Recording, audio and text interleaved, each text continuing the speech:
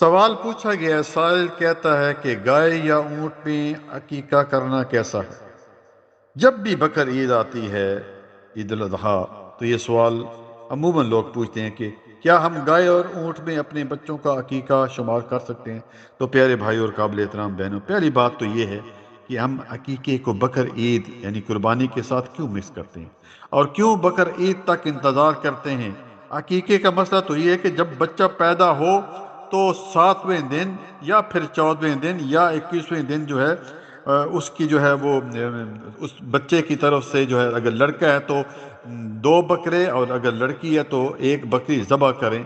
اسی طرح ابو داؤد اور نسائی اور ترمذی اور مسند احمد میں ہے کہ رسول اللہ صلی اللہ علیہ وآلہ وسلم نے فرمایا، بچے اپنے عقیقے کے ساتھ گروی رہتے ہیں، لہٰذا 7ویں دن اس کی طرف سے ذبح کرو، اس کا نام رکھو، سر مونڈو اور اس کے بالوں کے ہم وزن جو ہے وہ چاندی جو ہے وہ صدقہ کرو۔ اور یاد رکھے کہ عقیقے میں بچے کی جان کا فدیہ دینا ہوتا ہے، اور یہ فدیہ مکمل جانور سے ممکن ہوتا ہے، لہذا پوری جان کے بدلے میں پورا جانور جو ہے وہ ذبح کیا جاتا ہے۔ اسی طرح عقیقہ جو ہے سنت موقدہ ہے،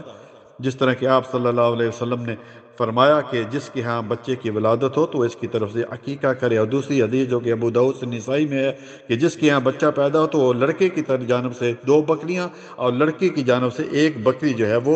ذبح کرے۔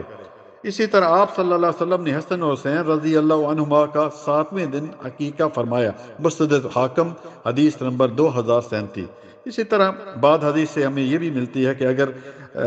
ولادت کے ساتھ 7ویں دن عقیقہ نہ کیا جا سکے تو 14ویں یا 21 دن بھی عقیقہ کیا جا سکتا ہے۔ امید ہے سمجھ گئے ہوں گے۔ جزاک اللہ خیرن، بارک اللہ فیک۔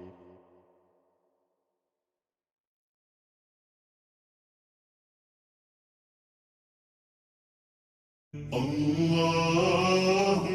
اللہ اللہ اللہ